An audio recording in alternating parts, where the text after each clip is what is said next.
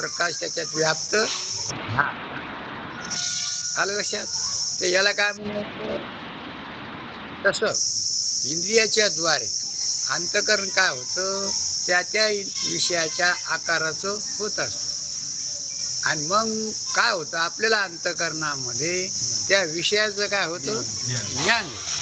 अंतकरण जर व्यापलं नाही तर आपल्याला त्याचं ज्ञान होत नाही.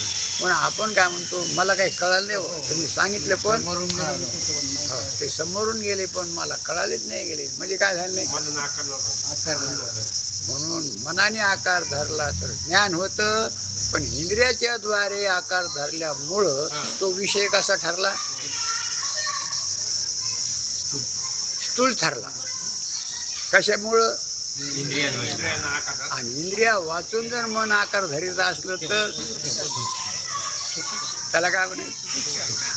आणि डोळ्या वाचून जर अंतकरण जर त्या इंद्रियाच्या द्वारे विषय आकार धरीत असलं तर मग स्थूल आहे का सूक्ष्म आहे. इंद्रियाच्या द्वारे डोळ्याला सोडून,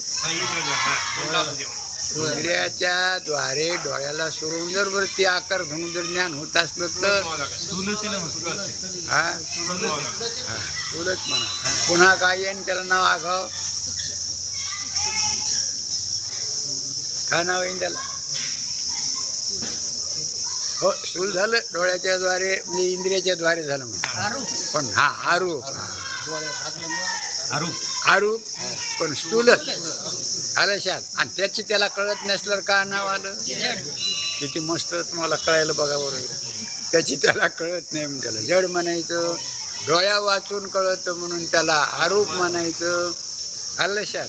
आणि इंद्रियाने कळालं म्हणून त्याला किती मस्त काम झालं. मग ते मी आहे का. मग आता अशा लक्षणामध्ये जेवढं जेवढं बसलं, हो ते सजीव असू का, जमलं. आता जमलं का नाही. आता खाली लाल लाल अंडरग्राउंड घरून टाकायची. असं एक एक विषय आपल्याला चांगला कळायला पाहिजे. मग ऐकायला भेटू लय अवघड आहे बरं का. ते आमचे सुधाकर मित्र गेले ना, हमेशा कार्यक्रम करीत असते. 10 ते मला वाटतं 10 ते 15 वर्ष झालं ते कार्यक्रम करत. ऐकायला येत नव्हते, ऐकायला येत नव्हते, हे तर चूक केली.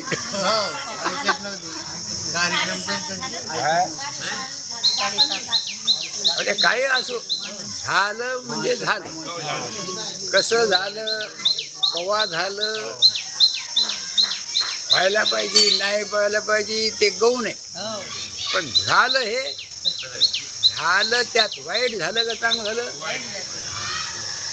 त्याला हमेशा म्हणतो होतो त्याला, जरा तुम्ही 1 घंटाभर तिथे दर्शनाला यायचे ते, पण बसत नव्हते. मग ते कशी काय आले का दुकान संघ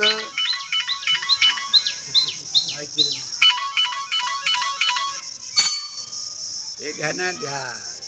राहील ठाईच्या ठाई, तुकाराम महाराज. धन संपदा राहील एकल्यालाच. पुन्हा काय करवला, अंती नाही रे कोणाचे, एकल्यालाच. त्याला मी सांगत होतो ते त्याला सात्विक राजस म्हणायचं. काय म्हणायचं, त्याच्याकडून काही वाईट होत नाही, वाईट करीत नाही, त्याची भावना सुद्धा म्हणजे तमोगुण नाही. बरोबर आहे ना. आणि मिळवा यांनी चांगलं होईल, त्यांनी चांगलं व्हावं म्हणजे रजोगुण. आणि साल लागा व्हाय ना, पण संत संघ घडावा, 4 पात्र घरात उठवावा, नामस्मरण याला काय म्हणायचं. म्हणजे राजस सात्विक, तामस नाही. पण त्या सात्विकामध्ये आपण कोण आहे हे कळून मुक्त व्हावा, हे केलेलं वाया जाणार नाही. पण लांबणीवर लांबणीवर पडावा का गावच यावं, का गावच रस्त्याने मुक्काम. मला आता सकाळी सकाळी एक जणाने सायकल उभा करून सांगितलं, महाराज तुम्हाला माहिती आहे का? काय? म्हणजे असं असं झालं. आणि आमचे खटवल्याचे एक गेलं, सरपंच होतं म्हणून, जाळून घेतलं का जाळलं का काय भानगडी झाली काय त्याच्याकडे काही माहीत नाही. त्याचा पुतण्याच काहीतरी होता म्हणून त्यांनी सुद्धा सोय. तर आता बघा बरं, आता हे कवा जाईन काही सांगता येत नाही. आणि मानव तर कशासाठी भेटला? हे प्रत्येकाचं स्वरूप लक्षात घेण्यासाठी आणि उपाधी संबंधाने आपल्याकडं आलेले स्थूल, आता झालं स्थूलचा निकाल.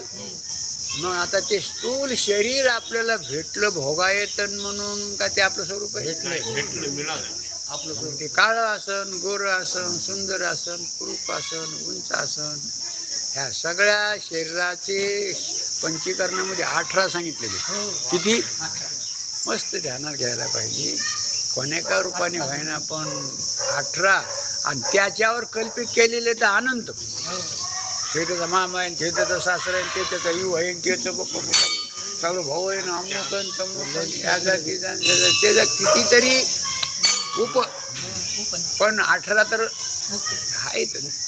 4 प्रकारचे आकार आहे, 4 प्रकारचे आश्रम आहे, 4 प्रकारचे वर्ण हे तर अलशात जाड आहे, पातळ आहे, उंच आहे, ठेंगणं हे आकाराबद्दल. मग आपल्याला आत्मत्वाने काय वाटतं? मी कसं आहे? उंच आहे, मी काळा आहे, गोरा आहे, सुंदर आहे, कुरूप आहे. ह्या शरीराला धरून आपण काय करतो? परिचय करून. म्हणून स्थूल मी नाही. हा, स्थूलाच्या संबंधाने मला तेवढे नाव आले. सूक्ष्म सुद्धा मी नाही.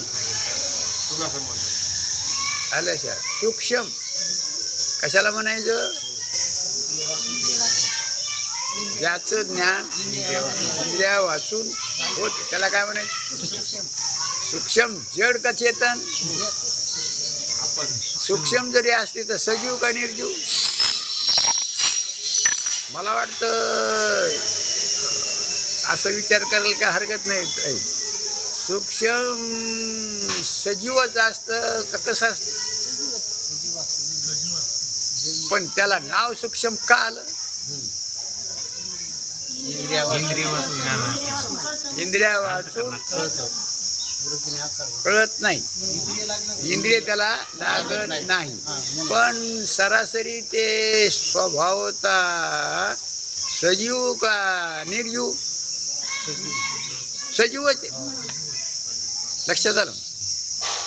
आणि स्थूल हे ते इंद्रियानी जसं काय होतं, त्याच्यामध्ये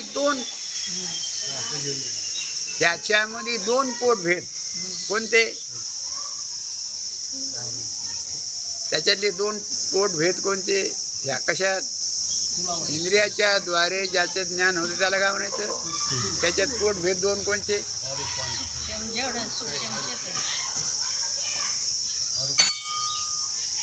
अरूप आणि स्वरूप तर आहेत, पण पुन्हा स्थूलामध्ये तुम्ही लय मुलाला प्रश्न विचारतात. हा नाही बरोबर आहे का चूक आहे? नाही तर मग नापास होता नाही. तस आता हा खांब आहे, हे डोळ्यांनी दिसायला, आणि हा एक खांब आहे शरीराचा, हा सुद्धा डोळ्यांनी दिसायला. म्हणजे डोळ्यांनी दिसायला म्हणून ते बी स्वरूप आहे, आणि डोळ्यांनी दिसायला म्हणून हे स्वरूप.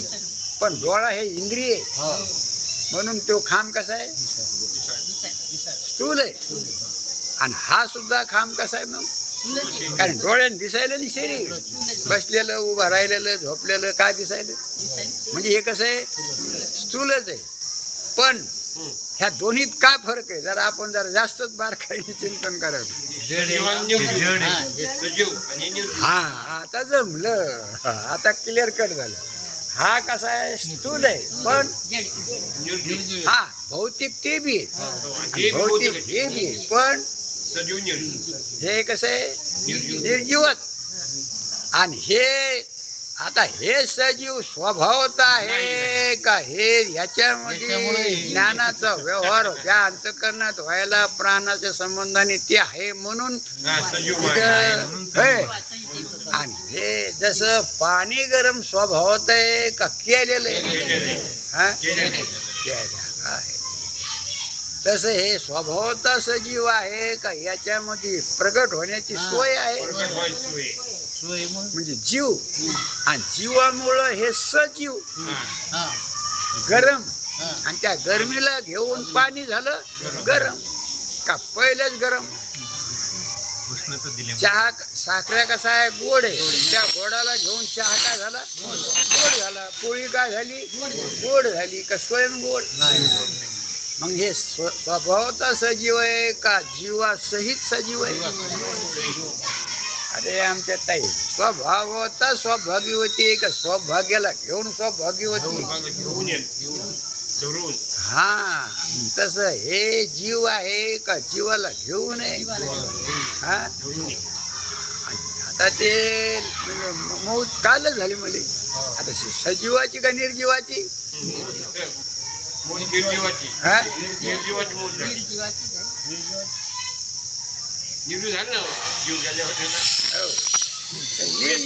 मला निर्जीव म्हणा त्याला पण ते सरासरी जडच आहे.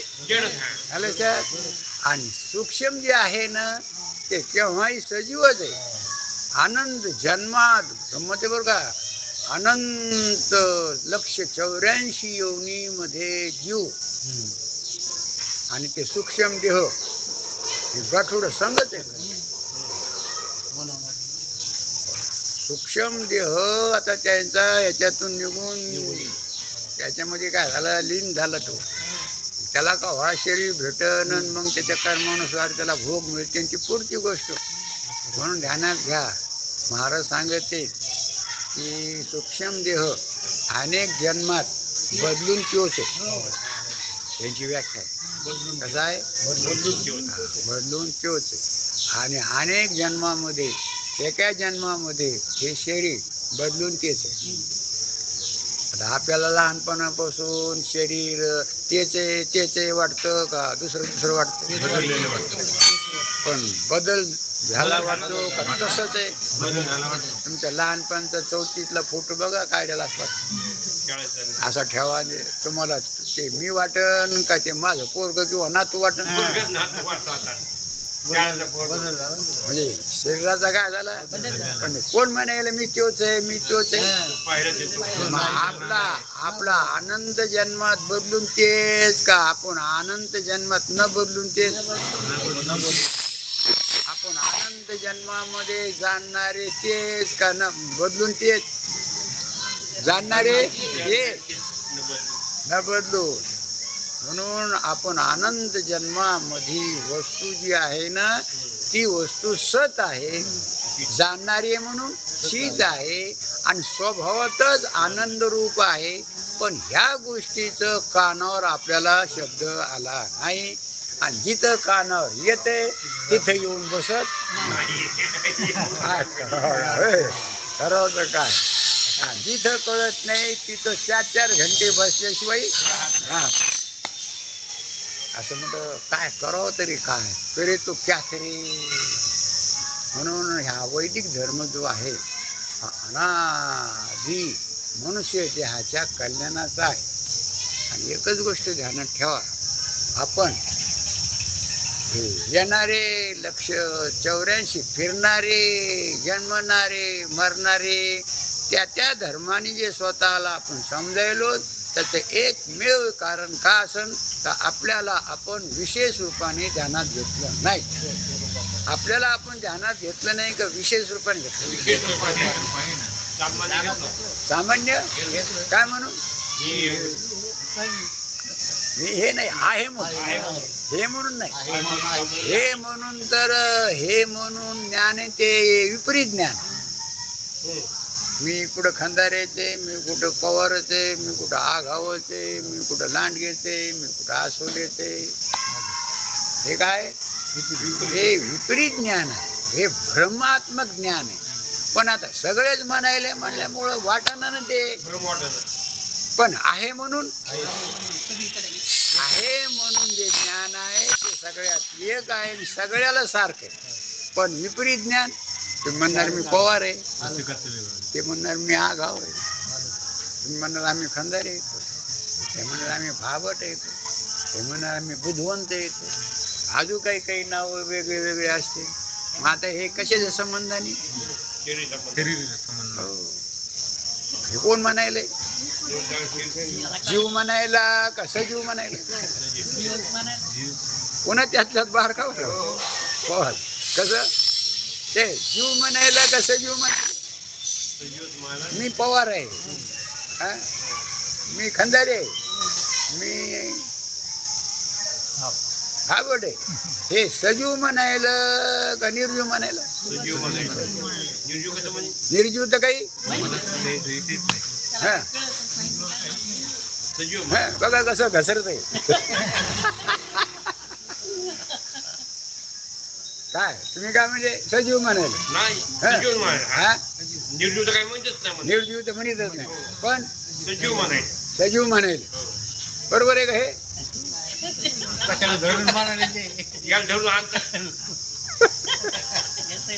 मी काय म्हणायलो, जीव म्हणायला ऐकून हो, जीव म्हणायला कसे जीव म्हणायला? जीवच म्हणायला आलं शा. जीवामुळं याला सजीव आलं का हे म्हणायले? आता आलं आणि जीव स्वभावाचा स्वरूपाने म्हणीन का अंतकरणाला असल्यावर म्हणे असं एकट्याने काय होत. आता कसे म्हणून का नाही बरं का, पाणी हाताला फोड जरी आला, काय झालं?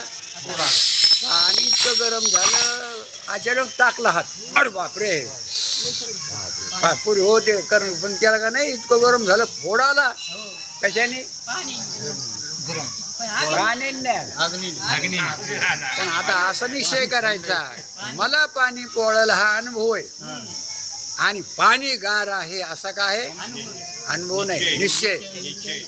पाणी गार आहे असा काय करायचा? निश्चय करायचा. कारण पाणी गरम कशाने झालं? मग पाणी पोळायला जा, पाण्यातून अग्नी पोळायला असा काय करायचा? आणि पाणी कसे कव्हा पोळत असलं तेव्हा, म्हणजे अनुभवाच्या विरोध निश्चय करायचा. म्हणून तर इथं निश्चय होत नाही. निश्चय कम होत नाही. अनुभव कोणता यायला? पाणी पोळायला. निश्चय कोणता करायचा? अग्नीच पोळायला. कारण अग्नी गरम स्वभावाने आणि पाणी स्वभावाने नाही, संबंधाने. अरे याला कळालं का नाही? याला काय याला कळतच नाही. याला कळत का कळत नाही? कळत नाही, कळत नाही, याला काहीच नाही. ज्याला कळत तो मी त्याच्याहून कसं आहे लक्षात घेतले बरोबर. म्हणून जन्म मरणादी धर्मवान स्थूल देह किंवा कर्तृत्व भोक्तदादी धर्मवान लिंग देह मी नसून सच्चिदानंद ब्रह्म रूपच मी आहे असा निश्चय करावयाचा. एवढेच. यात कठीण ते काय व कष्ट तरी कसले मुळीच नाही. असं साखरे महाराजांनी काय केलेले, काय म्हणतात महाराज पुन्हा एक गोष्ट सांगतात. ते ऐकू आपण. फार सुंदर एक गोष्ट आहे. महाभारतात अशी एक कथा आहे. तुम्ही महाभारत तर ऐकलेलं आहे की भागवत म्हणले की महाभारत आलं ते त्याच्यातला चूक आहे. त्याला ते महाभारतातलं सांगावा. शिवपुराण म्हणले की महाभारत आलं. काही सांगा त्याच्यात महाभारतातल्या सगळ्या पोट जाती. महाभारतात अशी कथा आहे की पंडूची बायको कुंती हिला बाल्यावस्थेमध्ये सूर्यापासून एक पुत्र झाला. अशी काही कथा आहे. तुम्ही ऐकलेली ज्ञाते भागवत आम्ही ऐकता. त्याचे नाव कर्ण असं तिने ठेवलं होतं. तिने ठेवलं पण नाक लोक लज्जेच्या भयाने तिने तो पुत्र नदीत टाकून दिला. तर कर्ण नाव तिने का ठेवलं नाव त्याचं? ते कानातून झालं, योनीतून नाही. पाच देवतेची उपासना केल्यामुळं त्या 5 देवता तिला काय झाल्या? प्रसन्न. ते 5चे 5 आहेत. ते 5 जण आहेत ना, 5 आहेत. कर्ण हा काय आहे? सूर्याचा. ते कशातून झाला? कानातून झाला. म्हणून त्याचं नाव काय ठेवलं? कर्ण ठेवलं. आणि त्याचा लग्नाच्या आधीची तवा काय ना आता काय? लेकरू होणं चांगलं आहे, पुत्र होणं चांगले, पण लग्नाच्या आधी जर कुणाच्या हुकून चुकून जर झालं तर त्याला सांभाळते का त्याला सोडून देते, अशी कथा आपल्याला माहिती. भयामुळं तिने तो पात्र नदीत टाकून दिला. त्या नदीत टाकलेल्या पुत्रास राधा नावाचे एका सुताच्या बायकोने घरी आणून त्याचे रक्षण केले. ती गेली होती तर ते सुताचा जी बायको होती तिचं नाव राधे होतं. तिने काय केलं, ते वाहत आलं. यायला बी मूल नव्हतं. यायला वाटलं बरं झालं गंगा मातेने आपल्याला मूल दिलं. सुताच्या बायकोने घरी आणून त्याचे रक्षण केले म्हणून त्यास लोक राधे किंवा सूतपुत्र म्हणे. आता त्याला काय हाक मारा? त्या राधेने, राधे होती ती, तिला काय म्हणायचं? हे पोर सुताराचं असं तर त्या पोराला आपण काय येते? सुताराचं पुत्र, ते वारकाचं, ते लव्हाराचं पोर, ते चांभाराचं पोर, असं आपण उपनाव त्याच्या जातीहून. याला काय म्हणले? राधे पुत्र किंवा सूतपुत्र. त्याच्या तो सूर्यपुत्र असल्यामुळे महातेजस्वी होता. आणि ते पुत्र कोणाचा होता? म्हणून त्यांच्या घरी ती शोभतच नव्हता. असं चमकायचं पोरग. आपण म्हणतो का उजळ पोरग बाबा, एखादा अंधारात बसलं तर म्हणजे त्याच्या शरीराचा स्वभाव त्याच्यावर प्रभाव पडतो. सूर्यपुत्र असल्यामुळे महातेजस्वी, महापराक्रमी. त्याला लहानपणापासून अशा पोऱ्यांमध्ये खेळताना त्याला त्याचं कुणाला ते काय करायचं नाही, ऐकायचं नाही, दबायचं नाही, असं त्याच्यात तेजपणा होता, शूरपणा होता. महान दाता असून पुन्हा दाता बी होता. त्याला त्याच्या दान देण्यामध्ये तो कसा होता? महान दाता असा असून तो दुर्योधनाचा अत्यंत मित्र होता. मग आता ते पोरामध्ये खेळत असताना त्याच्यात वीरपणा पाहून ह्या दुर्योधनाने काय कमाले, पोरग आपल्या जमत जरी नसलं आपल्या ह्याच्यात तरी पण दोस्त करायला काही, मग त्याला मित्रत्व केलं आणि त्यांनी आपल्या गटामध्ये त्याला काय केलं? सेनापतीच करून टाकलं. दुर्योधन अत्यंत मित्र होता. दुर्योधनाने या पराक्रमी कर्णाचा सेनाधिपती म्हणून उपयोग केला. बरे गाड्या आपल्या सेनेला काय करीन? मार्गदर्शन करीन, असं त्यांनी त्याचं लक्ष घेतलं. भारतीय युद्ध आरंभाच्या पूर्वी भारतामध्ये आता तसं आपलं चाललंय ना, तसं त्या काळामध्ये कर्णाचं आणि याचं जे युद्ध होतं ना पांडवाचं, त्याच्या आधी कौरव पांडवामध्ये एकमेकास युद्ध कौशल्य दाखविण्याचे अनेक प्रसंग येत असत. त्याच्या तो हे होता ना शिकविणारा कोण? द्रोणाचार्य हे त्यांचे गुरु होते, विद्याशिखार. आणि कृपाचार्य हे त्यांचे कुलगुरू होते. त्यांचे 2 गुरु, ज्ञान सांगणारे कृपाचार्य आणि युद्ध शिकविणारे द्रोणाचार्य. मग हे सगळ्यांना शिकल्यावर मग ते द्रोणाचार्य म्हणायचे, चला तुमची परीक्षा आहे. हा, मग ते बघा तुमचं शिकविल्यावर तुम्ही काय करा, दाखवा.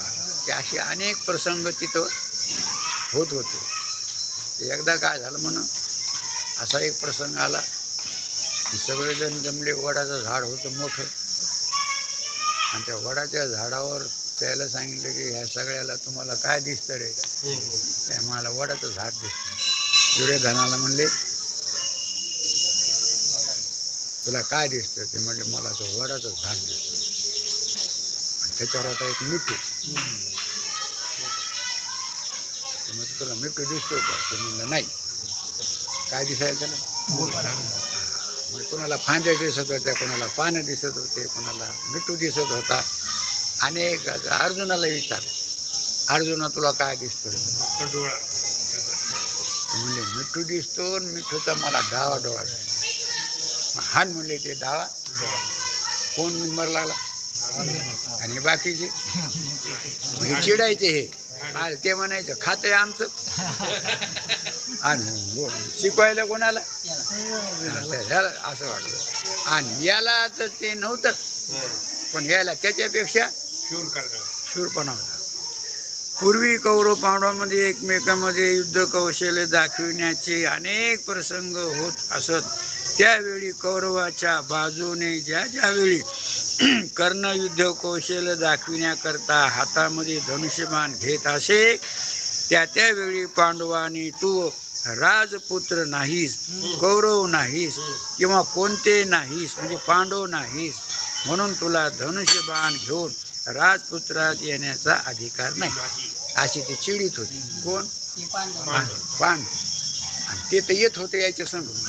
ते म्हणजे ए तू बाजूला बस, त्याला ते बाकावर बसू खाला खाली त्याला पोट टाकून. मग याला काय वाटायचं? अपमान वाटायचा. मग ते लय जीवाला काय करायचं? खायचं ते. हे गोष्ट फार उद्बोधक आहे आपल्या जीवनाशी फार. म्हणून साखरे महाराजांनी मुद्दाम उपनिषदातून याच्यातून ही गोष्ट त्या ज्या वेळेस त्याला तसा प्रसंग आला की त्याला काय वाटायचं? तुम्हाला उगाच बोलील आणि तुम्ही त्याच्या संग गेले आणि तुम्हाला हाय तुला बोलील नाही तू म्हणल्यावर कसं वाटत? मेलेऊन असा त्याचा धिकार करावा आणि शूरवर्तीच्या कर्णाला तो अपमान सहन होत नसे. बरं का आगाव त्याला आपला बी बरेच वेळेस अपमान होतो, पण आपल्याला सवय लागली. काय सहन करण्याची काय लागली? आणि आपण म्हणतो ती काय करा आता, कुठं हे करा, थोड्या थोड्या वाटतंय ना. अतिशूरवर्तीच्या कर्णाला तो अपमान सहन होत नसे, पण करतो काय? आता आपल्याला मरावं वाटत नाही, आणि असं मरण ऐकले की दचकल्याशिवाय पण करतोय काय?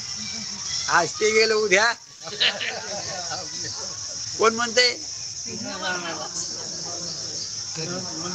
मग आता ते न मरणारांनी जायच्या आधी असं ध्यानात घ्यावा, देवाकडे पाहावं. करतो काय? मी राधे आहे असा त्याचाच निश्चय होता ना. तसं तुम्ही आपल्याला काळा शहरी भेटल्यावर काय वाटतं? मी लोक सुद्धा काय म्हणते? हा गोर शहरी भेटलं तर गोरगी गोरी आहे, तिला सुद्धा वाटतं मी झाडझुड असली तर. हा म्हणजे हे आपण काय केलं? उद्या ते मेलं तर मग उद्या आपल्याला सुद्धा. यामुळे पांडवांनी केलेल्या अपमानाचे दुःख त्यास वारंवार सहन करावे लागत असे. पुढे भारतीय युद्धाच्या प्रसंगाच्या वेळी कर्ण हा आपल्या मुलाच्या म्हणजे पांडवाच्या बाजूला येईल तर चांगले. पुढे भारतीय युद्धाच्या प्रसंगाच्या वेळी कर्ण हा आपल्या मुलाच्या म्हणजे पांडवाच्या बाजूला येईल तर चांगले असे मनात आणून कुंतीने, आता ही कुंतीला काय वाटलं? अरे हे पोरग तर आपलंच आहे, आणि पुन्हा वीर बी आहे, हे 5 आहेत आणि तो 6वा आहे. तो जर त्याला जर आपला परिचय करून दिला, कोणाचा? कर्णाला जर तू पांडुपुत्र आहे असा परिचय करून दिला तर तो आपल्या पोरासंग येईल. आणि आल्यावर मग बघायचं काय म्हणतात, यायला काही अडचण राहणार नाही. एवढा शूर आपला भाऊ ठरल्यावर यायला बी.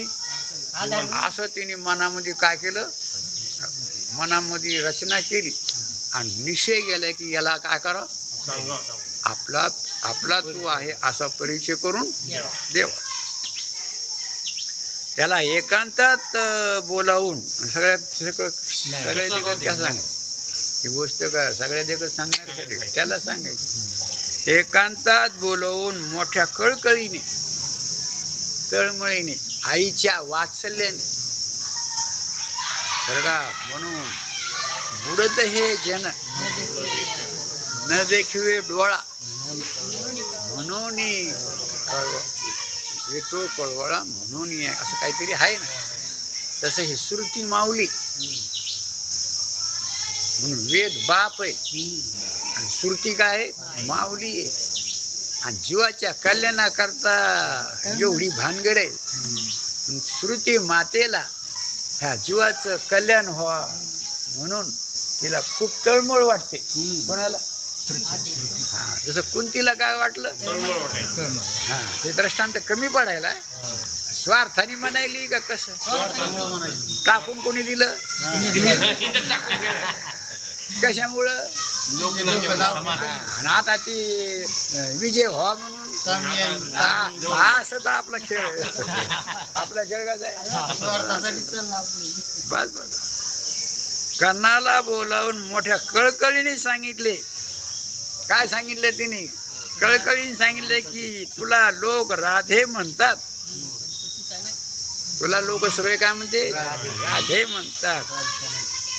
पण तू राधे नाही. तू सूर्यप्रसादाने या कुंतीच्या पोटिया तुझा जन्म झाला. त्या सूर्याच्या कृपेने ह्या कुंतीच्या पोटी तुझा काय झाला?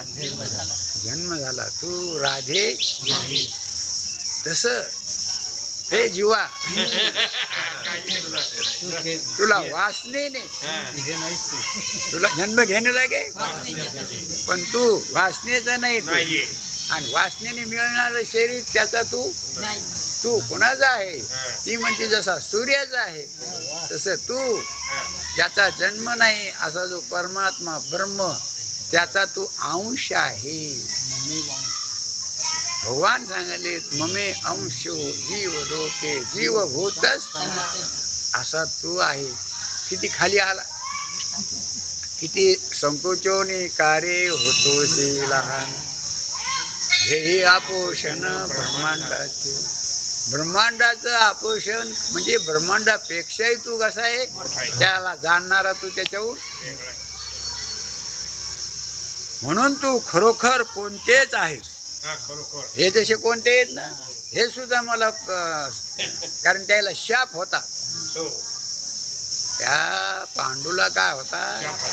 शाप होता. त्याची बी काही भानगडी अशा भानगडी ऐकण्यासाठी तर भाग होत आहे. आपल्या संसारातच भानगडी आहेत का गल्लीतच भानगडी आहेत का देशात का ह्या सगळ्या पुराणामध्ये काय येतात.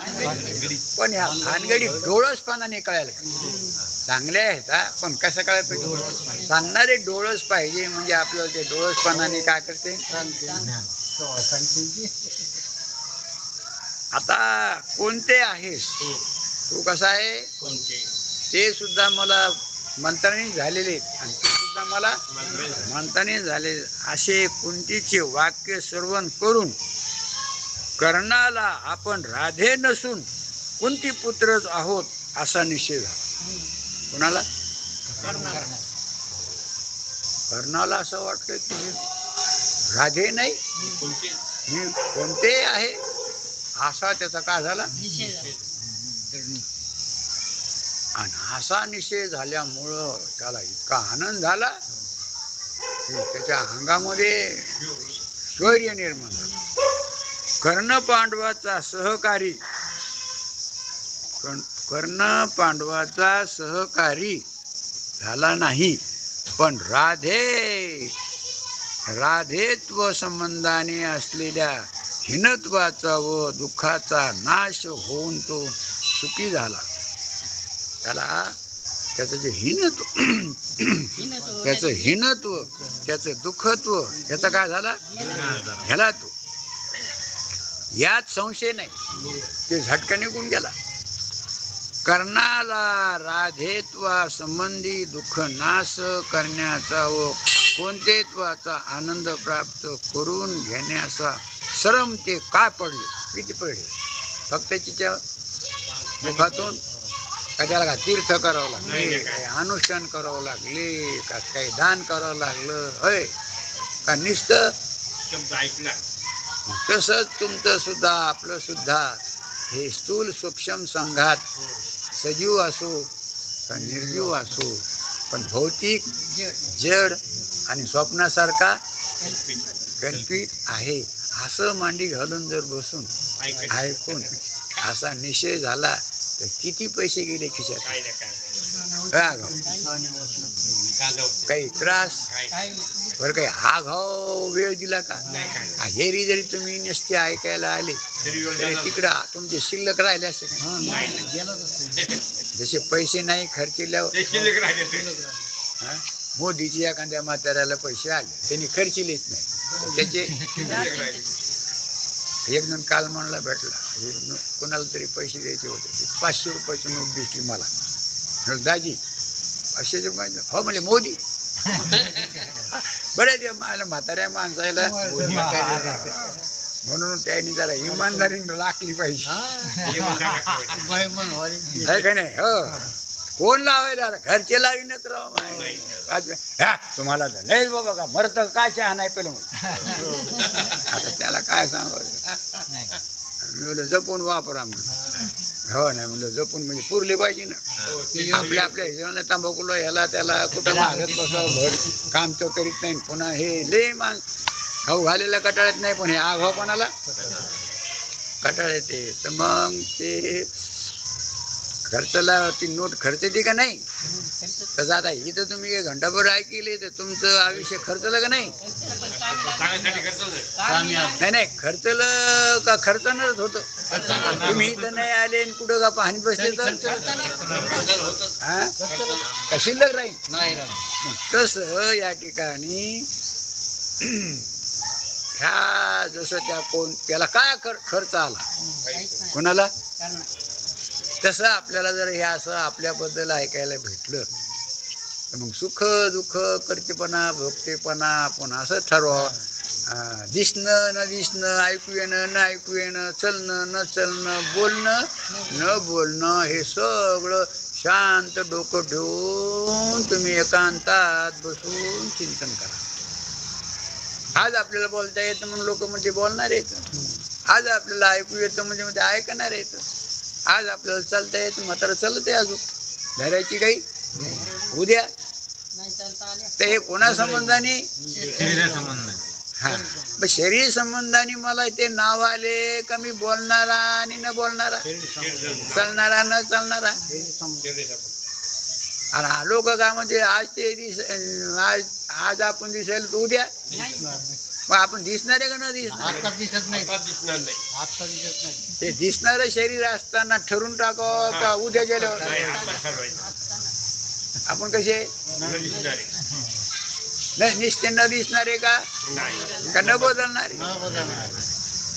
न दिसणारे न बदलणारे असं ज्याला कळत मग ते जाणणारे असं आपलं काय.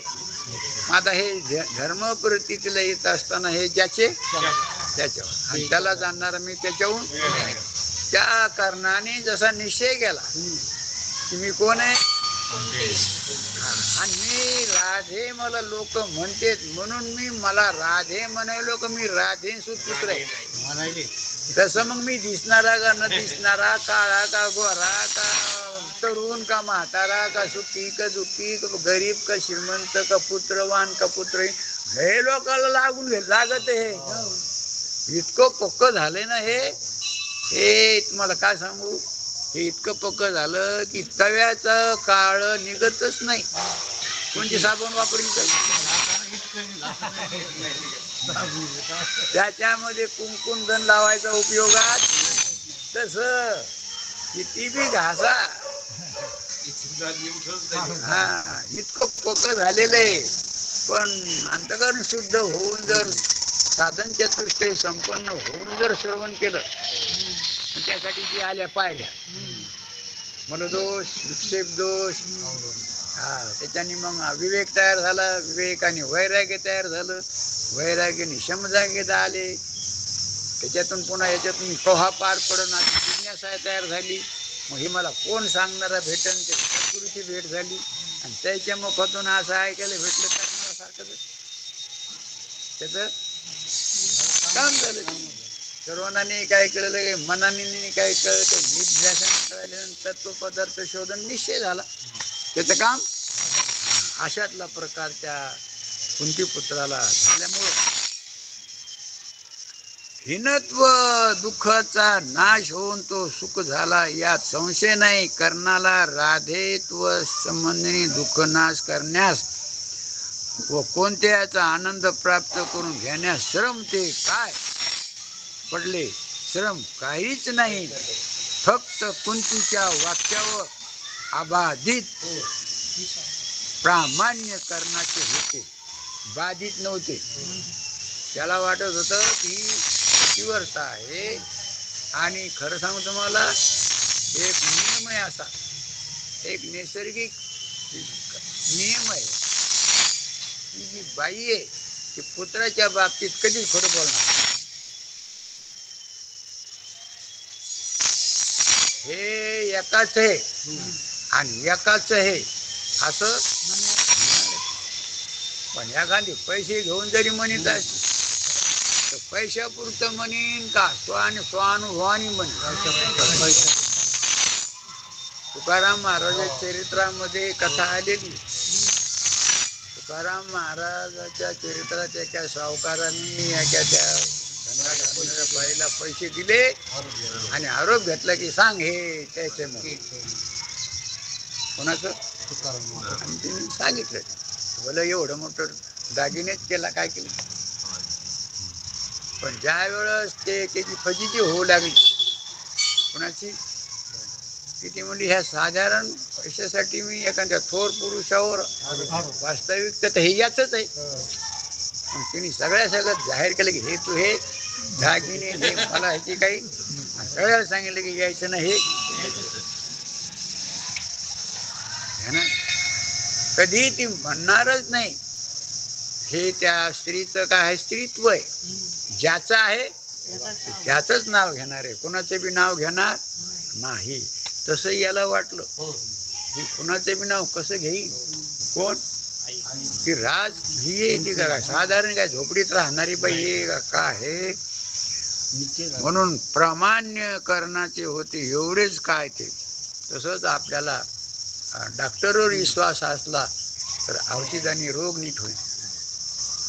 तसं आपण ज्याचं ऐकल्याने ज्ञान होत असतं का विश्वासाने ऐकलं.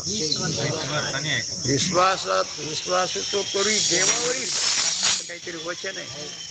विश्वासाला फार महत्व आहे, अबाधित. आपला इकडे व्यवहार विश्वास आहे, पण हे विश्वास उडण्याचा शक्यता काय. त्याप्रमाणे आता हे झाला दृष्टांत. तुम्ही नसलं तर बघा महाभारत उघडून पहा, ही कथा आलेली आहे. त्याचप्रमाणे अनादि अविद्या आणि सत्कार्य स्थूल सूक्ष्म शरीर याच्या तादात्म्य भ्रमाने जीव आपणास दुःखी समजून दुःख निवृत्ती करता व सुख प्राप्ती करता अनेक जन्म कष्ट शोषित आहे. त्याला आता इकडे घ्यायचं. कसं ज्याप्रमाणे कथेप्रमाणे त्याप्रमाणे. आता कोणाकडे घ्यायचं. महाभारत ऐकत नाही का भागवत ऐकत नाही. खरं म्हणलं तर भागवत ऐकताना आपण सांगणाऱ्याला समजायचं सुखाचारी आणि ऐकणाऱ्याने आपण समजायचं आपण खरे काय घरी करमत नाही म्हणून. घरी नातीला ते सुंबी म्हणजे जा घेऊन नातीला म्हणते. दादा म्हणायचे वळायला वाती, सांभाळायला नाती, ऐकायला पोट, कळायला माती. त्याला सुनबायला वाटतं बरं झालं आत्या जाते 4 घंटे करायला घेऊन बस. आणि हिला म्हणलं तुम्ही ऐकत आहे ना आता याच्या पुढे हेच चालतं. कारण तिने 18 भागवत ऐकलेली. किती? तिला म्हणतं याच्या पुढे कथा कोणची. गेला म्हणजे हो जसे डोळे झाकून चालू जात ते काय त्याची कथा ते पुढे त्याच्या पुढे पाठ झाल्या. अनादि अविद्या कशी आहे? अनादि अविद्या आणि तत्कार्य. अविद्या कारण आणि स्थूल सूक्ष्म हे काय त्याचं कार्य. यांच्या तादात्म्य भ्रमाने, तादात्म्य म्हणजे त्याला आपण आत्मत्व दिलं, त्याच्यावर तादात्म्य केलं, आपलेपणा दिला. जीव आपणास अनुकूल प्रसंग म्हणून मला वाटतं ज्ञानेश्वरीमध्ये एक ओवी आहे, सुख झाले सुखावे आणि दुःख झाले सुख झालं लागलं उड्या मारायला, आणि दुःख झाले की आता आमच्या सुधाकरच्या घरी कसं असं आणि हे मस्त धंदा पाणी हे ते सगळं झालं तर कसं चालू द्या. सुख झाले दुःख झाले दुःख. आता मग ते दुःख झाल्यावर दुखावे, पण दुःख राव वाटतं का जा वाटतं? मग त्यासाठी ते त्याच्या परीने. आणि सुख व्हावं वाटतं का जा वाटतं? आता बघा, सुख व्हावं वाटतं तर मग सुख होण्यासाठी प्रयत्न आहे का गप्प बसतोय? आणि सुख झाल्यावर ते जा वाटतं का राहावं वाटतं? पुन्हा त्या राहण्याचे सुद्धा प्रयत्न. आणि दुःख यावं वाटतं का येत आहे? म्हणजे दुःख मिळावं असा आपले प्रयत्न, पण दुःख असल्याला जावा त्यासाठी किती काळापासून? अनादि काळापासून. दुःख निवृत्ती करता व सुख प्राप्ती करता अनेक जन्म कष्ट शोषित आहेत. कर्ण जसा मूळचाच कोणते होता, ध्यानात घ्या. कर्ण काय शब्द आहेत राव? मूळचाच कर्ण कोणते होता, त्याचप्रमाणे जीव मूळचाच ब्रह्मरूप आहे नाही. ऐकायला भेटले नाही का? आपण मुलगी जशी पहिलीच नवरी होते का? लग्न झाल्यावर तिला ऐकायला मिळालं का ती नवरी झाली? पक्क झालं. तसा जीव कसा आहे? जीव बर का माहित जीव आहे म्हणलं की ते तिकडच जाते. आणि गडीन बाईन म्हातारा म्हणले की मग आता म्हटलं गमतच आहे कवा हे भोलेनाथा या सगळ्या भक्तावर काय करतो? कर्णाची तृप्ती. कर्ण मूळचाच कोणते व त्याप्रमाणे जीव मूळचाच ब्रह्मरूप आहे. कर्णाची मातृवाक्यावर अबाधित प्रामाण्य बुद्धी होती. म्हणून यांनी सांगितलं म्हणून याच ऐकायचं, त्यांनी सांगितलं म्हणून त्याच ऐकायचं असं नाही बरं का? आपली काय झाली? याच्यात काय पडलं? हा चला तिकडे. त्याच्यात काय पडलं? चला तिकडे. अबाधित म्हणून त्यास कोणते होण्यास श्रम असे पडलेच नाही. त्याप्रमाणे जीवाची श्रुती माऊलीच्या वाक्यावर जर अबाधित प्रामाण्य बुद्धी होईल तर गुरुद्वारा संस्कृत एकदाच महावाक्य सर्वांना बरोबर जीवनिष्ठ भ्रांतिकृत जीवत्व जाऊन स्वतः सिद्ध असलेला ब्रह्मभाव प्राप्त होण्यास अशी उशीरच काय. पण अवघड अडचण हीच की जीवाची श्रुती वाक्यावर असावी तशी प्रमाण्य बुद्धी नसते. याच करिता अश्रद्धा धान पुरुष हा असं भगवंताला म्हणावं लागलं. माझ्या बोलण्यावर काय नाही, अश्रद्धा आहे. हा म्हणून तर त्याच्यावर ओव्या येतात, खूप सुंदर ओव्या आहे. तुम्हाला पाठांतर येत. दूध पवित्र आणि पाशे पदराची परी ते शुद्ध कान कमलकंद आणि दर्द कांदणूक एकची परी पराग शेवे भ्रमरी लांबलचा भ्रमर घेऊन जातो हे तिथंच शिकत. आता इथं सगळे भुंगे कुठून कुठं पिंपळ वाहून आले तर कोणी कुठून आले तर मग आले ना आमचे इथे आम्ही ऐकत होतो. वा भगवान महाराज का वा लय मस्त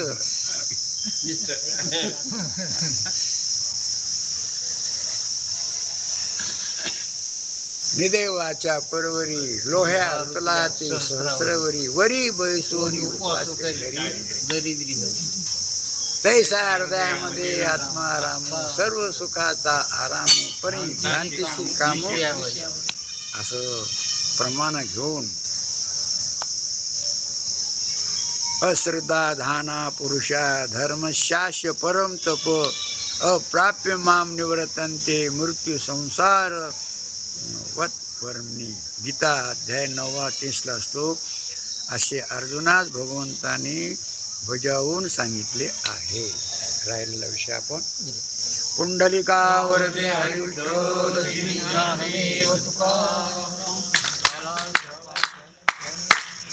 आता विश्वात मुके देवे देवे मागे पोसावे